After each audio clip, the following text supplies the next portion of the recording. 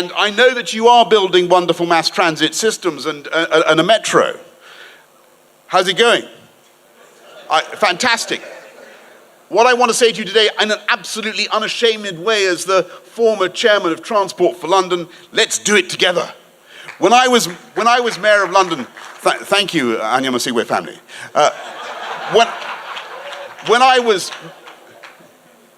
When I was mayor of London, I increased the capacity on the tube by about 30%, and I built Crossrail, the Elizabeth line, the biggest engineering project in Europe. So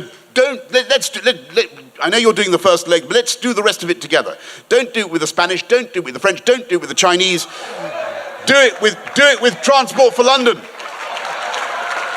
And I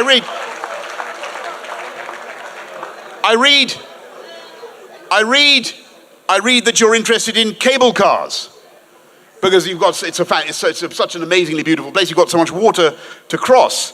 I'm proud to say that I built a cable car in less than a year, across a huge cable car across the river from Greenwich to Victoria Dock, and it's a huge, beautiful thing. And I took Arnold Schwarzenegger up into the cable car, and he looked down on Canning Town, and he said, "Very nice."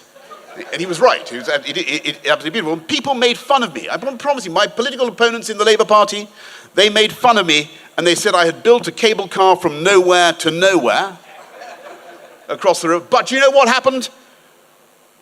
Just a year ago, my successor, the new Labour mayor of London, do you know what he did? He actually moved City Hall so that it could be at the foot of the cable car.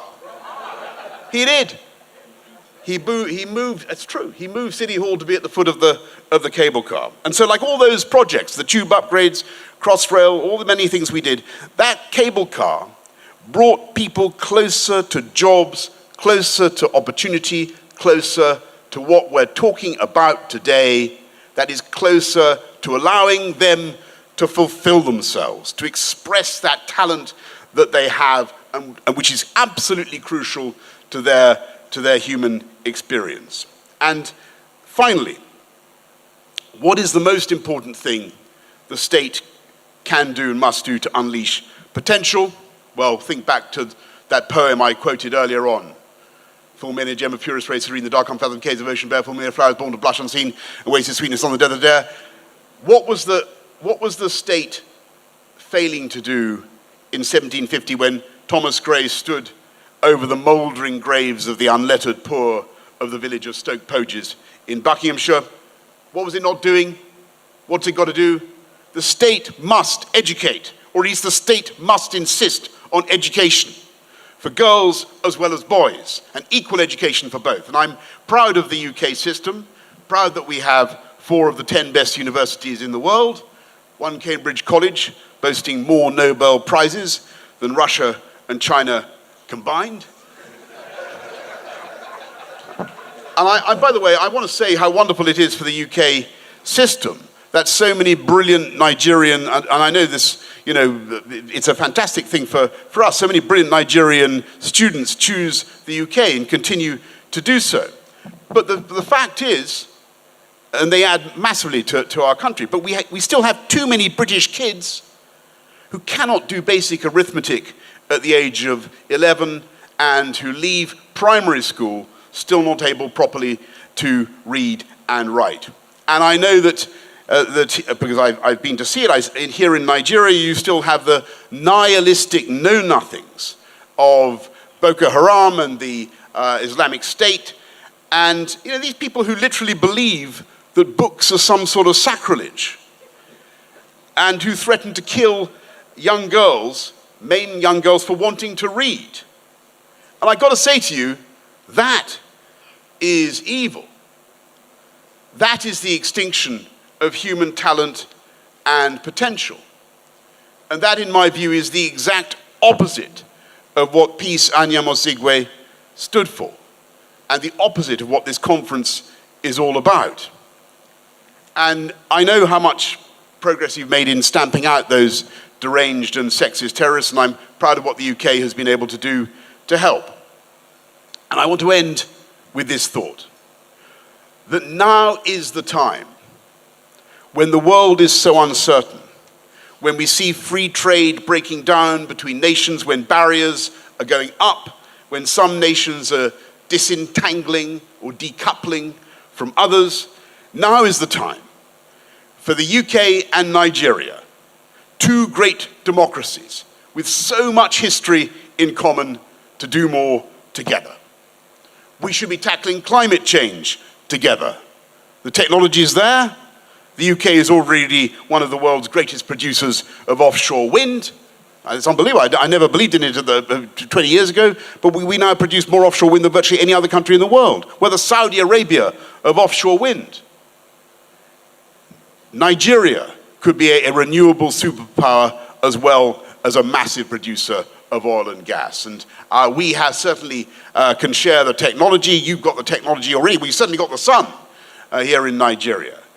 Not today, but generally speaking, not in Lagos, I notice. But you certainly have a more powerful share of the sun than we have in the UK.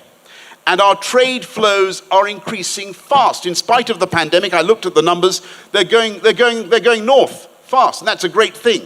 And we send you all kinds of things to Nigeria, I'm proud to say, from pot noodles, I don't know why we send you pot noodles, to machine tools, but the Nigerian goods are coming back in ever greater value.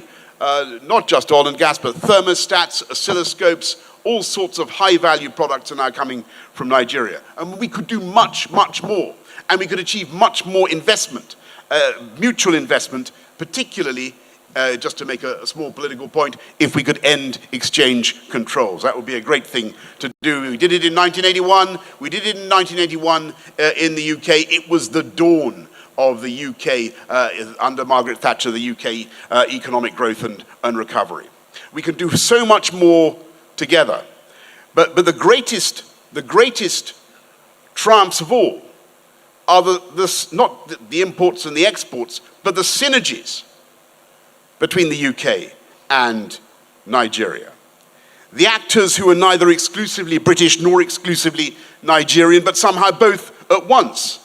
The Nollywood films that are financed in London.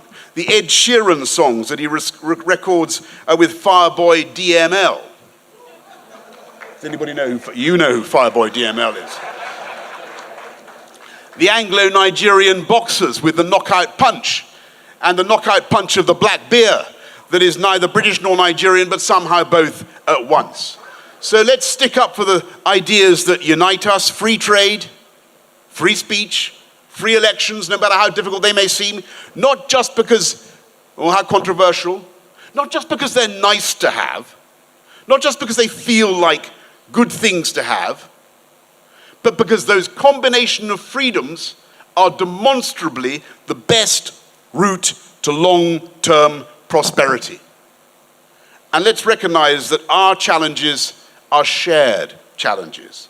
Whether it's climate change or the instability in the Sahel that triggers both the terrorism and the mass migration that washes up on the shores of the UK, and let's tackle them together. Let's be proud of centuries of common history, from the Nigerians who fought for freedom in Europe, in 2 world wars, to the security and defense partnership that we in the UK have with Nigeria today. Let's deepen that partnership, and let's do more together to unleash the potential of all the people of both our countries. So thank you very much. Here's to Nigeria, UK. Thank you to the Osigwe Anyamasingwe Foundation, and thank you all for your kind attention this morning. Thank you.